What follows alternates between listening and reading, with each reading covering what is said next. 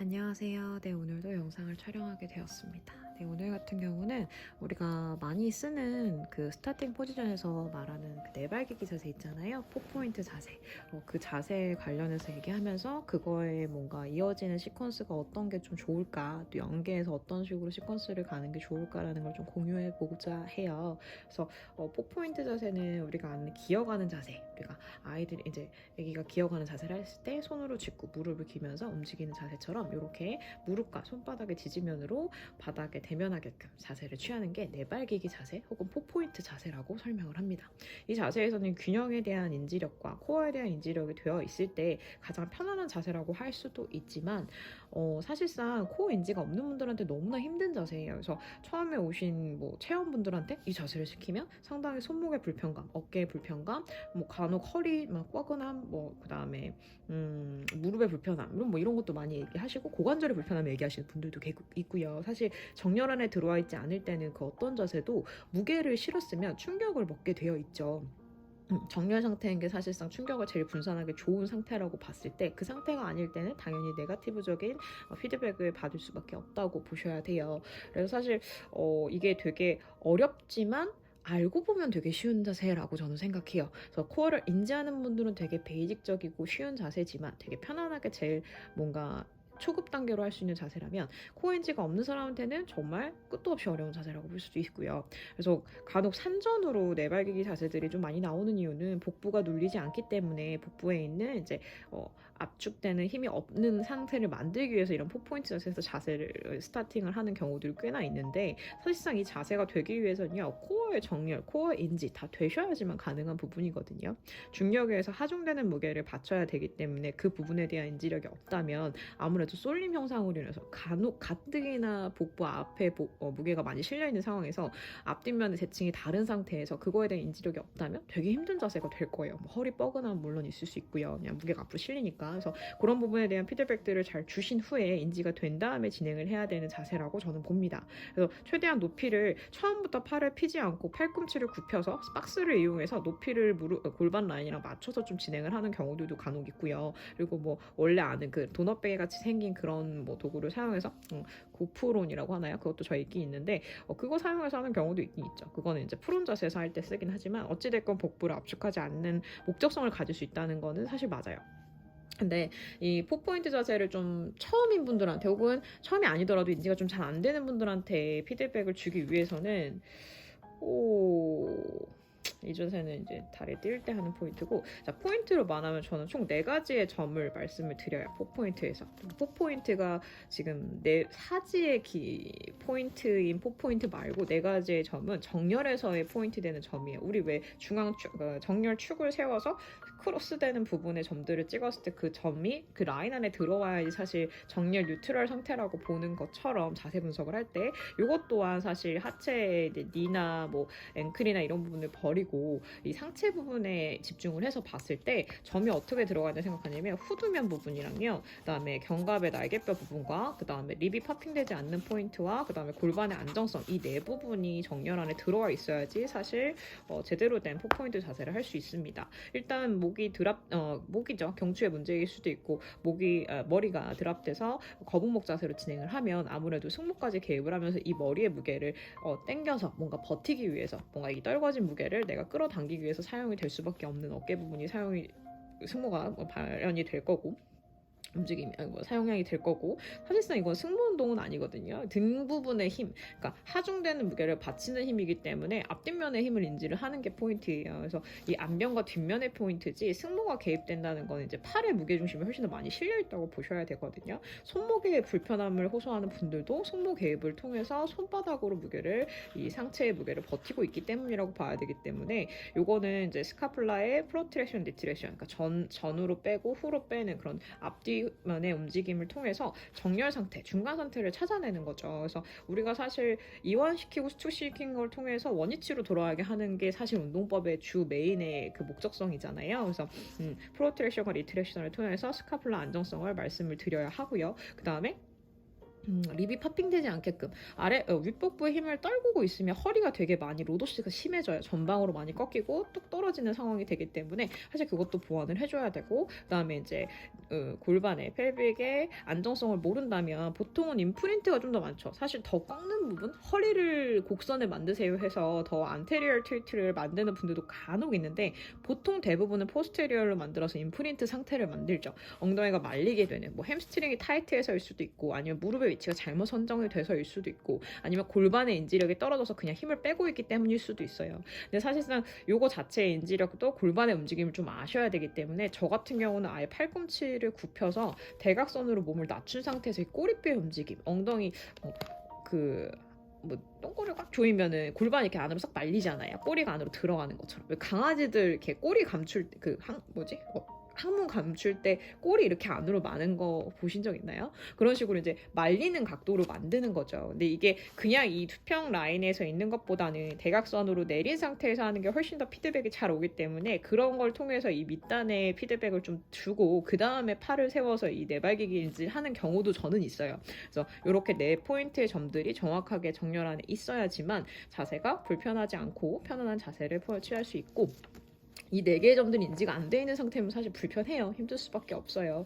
그리고 그 다음에 하는 동작은 요 그림에서처럼 뭐 팔다리에 크로스되는 부분을 들게 하는 그런 동작들을 할 수도 있죠. 오른팔, 왼다리 뭐 이런 식으로 크로스돼서, 이 크로스됨이로 인해서 이제 코어가 흔들리지 않고 정렬을 계속 유지하고 있는지를 피드백을 주는 거라면, 저 같은 경우는 이 4포인트, 두 손과 두 발, 무릎 중에 손을 하나 띄거나 뭐 발을 하나 띄거나 이런 걸 먼저 시킵니다. 그래서 4포인트 한 포인트만 없애서 3포인트로 자세를 정렬을 찾는 걸 먼저 시키고 그 다음에 크로스로 시켜요. 오히려 크로스가 좀 더 서로를 보완하기 때문에 그걸로 그 보완성의 무게의 대칭을 중심으로 코어를 잡는 척 있는 분들도 계시거든요, 사실. 그래서 크로스 동작보다 오히려 크로스가 더 힘들 거라고 생각할 수도 있는데, 한 개씩 없애는 게 더 힘들어요, 사실은. 해보면 느낌이 좀 더 그런데, 그래서 팔을 앞으로 나란히 시킵니다. 앞으로 뻗게끔 하는데, 지금 이 분처럼. 근데 사실상 이게 어깨 쪽이 좀 찝힌다 그래야 되나요? 공간이 귀랑 너무 밀착해 있거나 너무 반듯하게 하다 보면 좀 찝힐 수 있거든요. 그래서 이게 4포인트라고 치면 앞으로 나란히 했을 때, 요즘 팔이 안 움직일 것 같은데, 안 움직이네요. 앞으로 나란히 했을 때, 요 자세, 요렇게보다는 살짝 대각선으로 가도 돼요. 가려졌네. 요렇게보다 살짝 대각선으로, 이게 앞으로 뻗는 느낌이 아니라 살짝 옆으로 뻗어서 가도 상관없어요. 어쨌건 포인트에서 한 포인트를 없애는 게 주 목적이지, 이 각도가 11자인지 1자인지가 사실 그렇게 중요한 포인트는 아니어서, 오른팔 한번 왼팔 한번 이런 식으로 했을 때 이제 코어가 안 흔들리냐 이렇게 얘기를 하고, 사실 근데 코어를 잡고 팔을 드세요. 이거 자체가 코어를 유지하는 힘을 모르는 분한테는 팔을 드는 동작으로도 포커스가 다 갈 수 있어서 이미 코어는 다 풀릴 수 있거든요.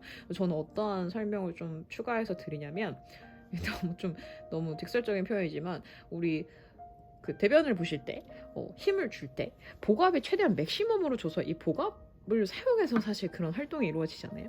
그것처럼, 아니면 이제 잠수할 때 숨을 참고 내 공기를 계속 유지하는 힘을 주는, 그 복압을 유지하는 그 힘같이 몸통의 힘을 유지하게끔 숨을 시키도록 합니다. 그래서 마시고 온몸을 다 뭔가 정지 버튼을 누른 것처럼 유지한 상태에서 팔이 남에 의해서 들리는 것처럼 들라고 말씀을 드려요. 아니면 뭐 우리 이렇게 날개짓 같은 거를 표현으로 한다, 손으로 나는 느낌을 줘봐 하면 누가 막 이렇게 하지 않잖아요. 세게 그냥 사뿐사뿐 하는 것처럼, 그런 사뿐되는 느낌처럼 팔을 사뿐히 들어 올리게끔, 뭔가 끌려가게끔, 들춰지게끔, 이런 단어적인 표현을 통해서 그 무게감을 훨씬 더 뭔가 라이트하게 만들 수 있는 그런 큐잉을 좀 드려요. 팔을 뻗어버리거나 뭐 군대처럼 이렇게 딱 뻗치는 느낌을 주면 그쪽으로 또 포인트가, 포커스가 가기 때문에 훨씬 더 코어가 많이 흔들릴 수 있거든요. 그래서 그런 부분을 안 하게끔, 요거는 일반 분들한테도 시켜도 너무 좋은 동작이에요, 사실. 일단 4포인트가 잡힌 그 상황 내에서. 그래서 좌우하고 오른쪽 왼쪽 한 번씩 들고, 그 다음에 뭐 다리도 해도 상관없어요. 다리 포인트보다는 지금 사실 상체 포인트에 조금 더 집중을 해서 말씀을 드리고 싶어서 그래서 이제 그 다음에는 저는 가로로 뻗는, 옆으로 뻗는 동작을 시켜요. 이게 지금 움직임이 안 나오는 애여서 여기 고정이 여기 돼 있어가지고 옆으로, 이거 되려나? 안 된다. 옆으로 뻗는, 이렇게 뻗는 동작을 시켜요. 내발기기에서 팔을 옆으로 뻗는. 근데 이 관절이라는 요 접혀 있는 부분을 사용을 합니다. 그래서 팔꿈치를 들쳐서 옆으로 뻗게끔, 여기서 팔꿈치를 들쳐서 옆으로 뻗게끔, 그래서 가로축을 이룰 수 있게끔 하는데, 왜 팔꿈치를 쓰게 하냐면요, 이 팔꿈치가 접히고 피고의 움직임이 약간 근육과 근육 사이의 그 약간 접합점 같은 거거든요. 그래서 그 관절의 움직임도 사용하면서 근육을 써야지만 사실상 다치지 않고 제대로 된 타겟팅을 줄 수 있습니다. 관절을 쓰고 움직이진 않지만 그 쉼표 같은, 뭐라 그럴까, 뭐랄까, 지금은 팔 운동을 하는 게 아니잖아. 2두, 3두 운동을 하는 개념으로서 팔을 드는 게 아니라 관절을 사용해서 들추는 느낌을 주기 위해서 관절을 쓰게끔 말씀을 드리는 거예요. 근데 뭐 3두나 2두 같이 팔을 타겟팅하는 근육을 쓸 때는 사실 관절을 쓰면 안 되겠죠. 뭐 예를 들면 너무 멀리 가지만 푸더크를 할 때 무릎을 밀어서 무릎 관절을 써서 다리를 피지 않는 것처럼, 그렇게 타겟되는 근육을 쓸 땐 관절을 쓰지 않지만, 이런 식으로 코어 중심으로 관절을 이용해서 무언가의 들처짐이나 무언가의 변형이나 무언가의 뭔가 변형이죠. 어떤 오프되는 그런 동작을 할 때는 관절을 좀 사용을 합니다. 그래서 팔꿈치를 뒤쳐서 옆으로 피는 동작을 좀 더 시켜요. 그때도 스카플라의 안정성이 주 메인이죠. 그다음에 이 두 동작을 시킨 다음에 이거를 믹스해서 섞는 서클 동작을 시키죠. 그래서 우리가 항상 동작을 보면요, 그 원웨이로 갑니다. 좌우든 뭐 창하든 뭐 어쨌건 간에 원웨이로 가다가 그걸 연결하는 게 곡선으로 이루어져서 결국에는 서클이 최종본이에요. 모든 동작들은 다 그렇게 들어간다고 보시면 돼요. 그래서 서클을 그리기 전에 원웨이로 그리는 걸 하고, 그것들을 이어서 곡선을 그리는 동작을 하는 게 조금 더 프랩 동작에서 본 동작으로 돌아가는 동작들이라고 이해를 하시는 게 좀 더 이제 뭐 시퀀스를 들어갈 때 훨씬 더 다치지 않고 무리지지 않는 선에서 진행을 할 수 있고요. 그래서 그런 식으로 시키는 거를 먼저 하고요. 그래서 그거를 이루었을 때 플랭크 자세라는 것도 도달할 수 있죠. 4포인트가 되는 사람이 플랭크를 할 수 있는 거예요. 4포인트도 안 되는데 플랭크 자세를 할 수 있을 턱이 없습니다. 왜냐하면 상체도 못 잡는데 하체 펴서 그거를 그 다리의 정렬까지 맞춰서 그걸 잡는 건 거의 뭐 희박하지 않을까요? 이미 무너질 터인데. 그래서 그런 부분에서 봤을 때는, 그리고 리버가 길어지면, 그러니까 중심의 힘에서부터 멀어지는 길이가 길면 길수록 사실 중심은 더 세져야 되기 때문에 훨씬 더 코어의 힘이 많이 가중이 됩니다. 그래서 뭐 무릎을 붙이고 하는 푸시업이 있고, 무릎을 띄고 하는 푸시업이 있고, 무릎이 골반보다 뒤로 빠지게 해서 하는 푸시업이 있고, 되게 여러 가지가 있잖아요. 그것도 난이도를 조절하는 것처럼 중심에서부터 얼마나 멀어지게끔 뭔가 길이를 더 늘리면서 하냐 의 차이라고 보면 돼요. 그래서 플랭크 자세를 할 때 보면 똑같아요. 이 4포인트 자세 인지하고 그 와중에 다리의 정렬까지 맞춰서 하는 거라고 보시면 돼요. 그래서 그렇게 했을 때 플랭크 자세가 완성이 된다라고 생각을 하면 제가 아까 시퀀스를 또 이용해서 좀 설명을 드린다고 말씀을 드렸어요, 처음에. 그래서 이 4포인트 자세로 아까처럼 좌우 대칭을 좀 인지를 시키고 원 서클도 그려보고, 또 이렇게 뭐 배드버거 자세처럼 크로스로 되는 팔다리 사지를 띄는 동작을 한 다음에 리포머로 들어가서 오늘 할 거는, 이 동작을 제가 비슷한 느낌, 그러니까 했을 때 비슷한 느낌, 피드백을 비슷하게 받은 느낌을 좀 팁을 드리고 싶어서 요거를 이 주제로 찍게 됐는데, 처음에는 니 스트레치를 먼저 시킬 것 같아요. 왜냐? 니 스트레치는 라운드백과 스트랩백 두 가지의 모션으로 진행을 합니다. 그 다음에 니 오프를 해서 진행을 하고요. 익스텐션 백도 있긴 하지만 요거는 살짝 스킵할게요. 요거는 좀 더 이제 백에 대한 인지, 그러니까 뭐 우리가 수완 자세가 되는, 반대 곡선이 되는 인지가 됐을 때 사실 하는 동작이기 때문에, 사실 라운드 백, 스트랩 백 이 주로 하고, 그 다음에 뭐 니오프까지 가면 되지 않을까 싶어요. 니오프에도 뭐 스트랩 백도 되고 라운드 백도 되기 때문에, 사실상 왜 이거를 연결했냐면 보시면 내발기기 자세라는 게 사실 여기서 풋바에 팔을 올려서 하는 것 뿐이거든요. 스트랩 백 기준에서 봤을 때는 정렬 상태를 찾는 거잖아요, 스트랩백이라는 거는. 그래서 이 풋바에 팔이 올라간 상태에서의 내발기기라고 보셔야 돼요. 그렇기 때문에 이 내발기기 자세가 인지가 돼야지 사실 이 스트랩백이 진행이 될 거고, 이 와중에 이제 무릎에 니 스트레치란 말을 하는 것처럼 니가 스트레치 돼야 되거든요. 그럼 니의 위치를 보세요. 니가 여기 있고 골반이 여기 있어요. 그러면 허벅지 기준으로 이 면 자체가 스트레칭이 돼야 되는 개념이거든요. 그럼 고정이 뭘까요? 코어겠죠. 그래서 코어 기준으로 고정이 된 상태에서 무릎의 위치가 뒤로 빠져서 이 허벅지 길이가 늘어났다가 쿼드가 사실 늘어나는 거죠.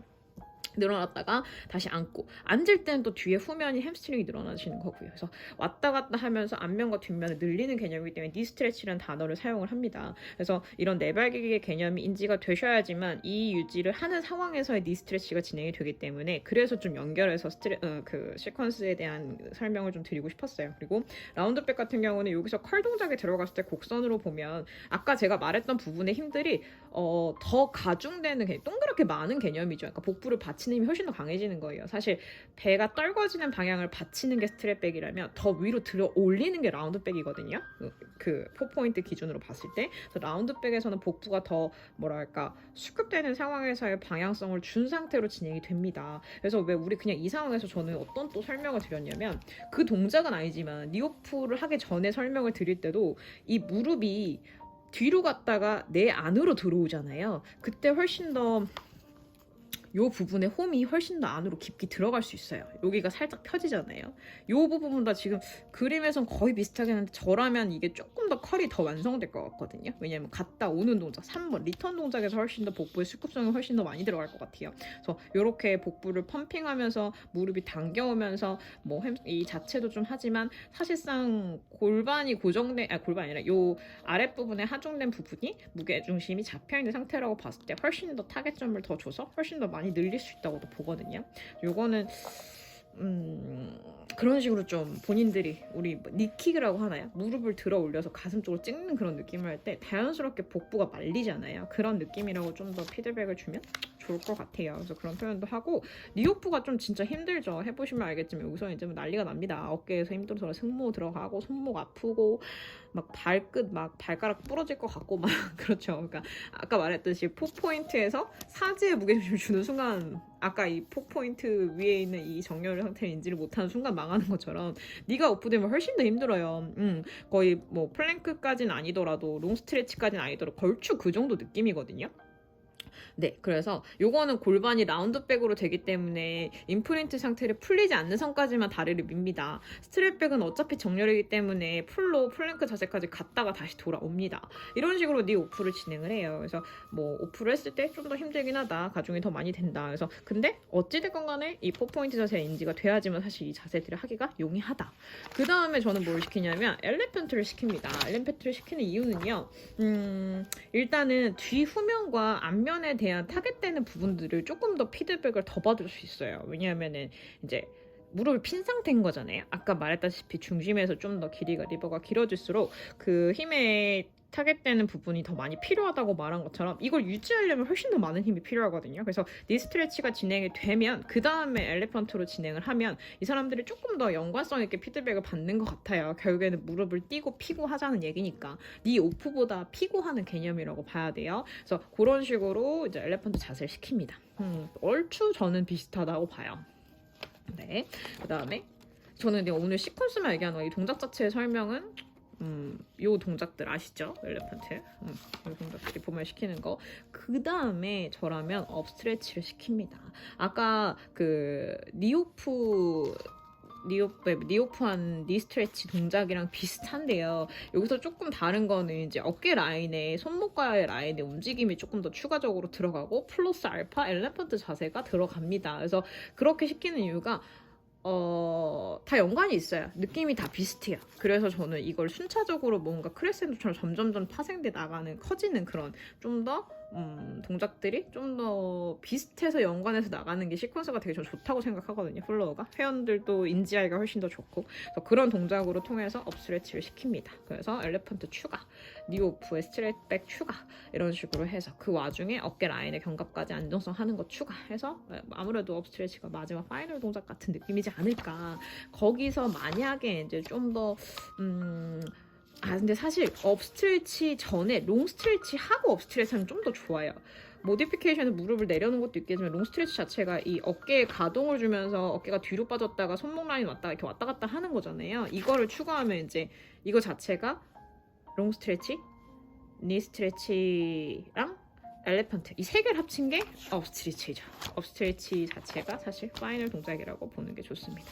그리고 번외로 쓴 건 다운 스트레치는 이름이 비슷한 듯 보이지만 사실 이거는 니 스트레치의 익스텐션 백 자세를 응용해서 한다고 보시면 되죠. 풀 풀 레인지로 움직임이 들어가는 거라고 보시면 돼요. 사실 얘네가 다 연관이 비슷하거든요. 그래서 이렇게 연관돼 있는 그 뭐랄까 동작들을 조금 더 인지를 하고 계시면 시퀀스의 흐름이나 플로어가 훨씬 더 부드럽고 자연스럽게 회원도 이 동작을 이전에 왜 했는지를 이해하면서 할 수 있다고 저는 생각하거든요. 시간이 되면 이렇게 다 하는 거고, 만약에 뭐 타겟이 안 되거나 힘이 부족하시거나 좀 따라오는 게 좀 버겁다 싶으시면 이거에서 프랩 동작만 끊어서 가도 되시는 거고요. 아니면 2동작 이상 안 해도 돼요. 뭐 그런 식으로 좀 조절해서 하는 게 회원들도 이 수업 자체의 퀄리티, 수업 자체의 그런 흥미를 잡을 수 있다고 저는 생각하거든요. 그래서 그렇게 연관해서 비슷한 게 뭐가 있을까 이렇게 생각하면서 수업을 짜면 좋을 것 같습니다. 네, 이상입니다.